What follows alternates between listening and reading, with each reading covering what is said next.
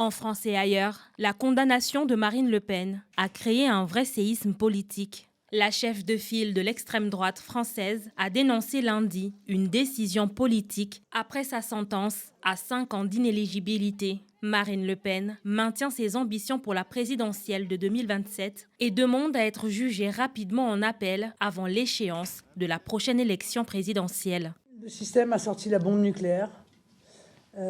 Et si il utilise une arme aussi puissante contre nous, c'est évidemment parce que nous sommes sur le point de gagner les élections.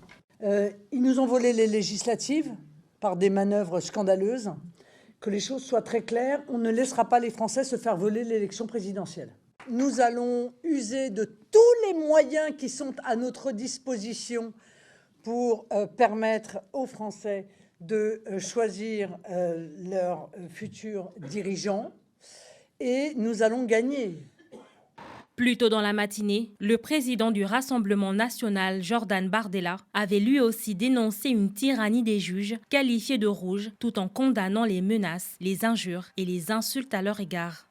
Je pense que cela indigne les Français, mais cela disqualifie aussi la France, pays des droits de l'homme, pour aller donner des leçons de démocratie au monde entier.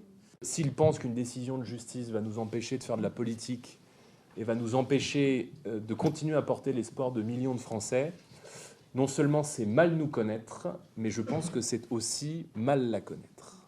Le Rassemblement national prépare un rassemblement de soutien à Marine Le Pen dimanche à Paris, a annoncé le parti. Il s'agit, selon le RN, d'un meeting appelé dans le cadre de la mobilisation populaire et pacifique lancée après la condamnation de la triple candidate à la présidentielle. Cette condamnation a suscité l'ire de nombreux responsables politiques à travers la planète. Je suis Marine a ainsi été lancé sur le réseau social X. Dans la foulée, le vice-premier ministre italien Matteo Salvini a dénoncé une déclaration de guerre de Bruxelles. Le Kremlin a déploré lundi une violation des normes démocratiques après la décision du tribunal de Paris. La chef du parti d'extrême droite à la tête de la coalition néerlandaise, Geert Wilders, s'est dit choquée par une décision jugée incroyablement sévère.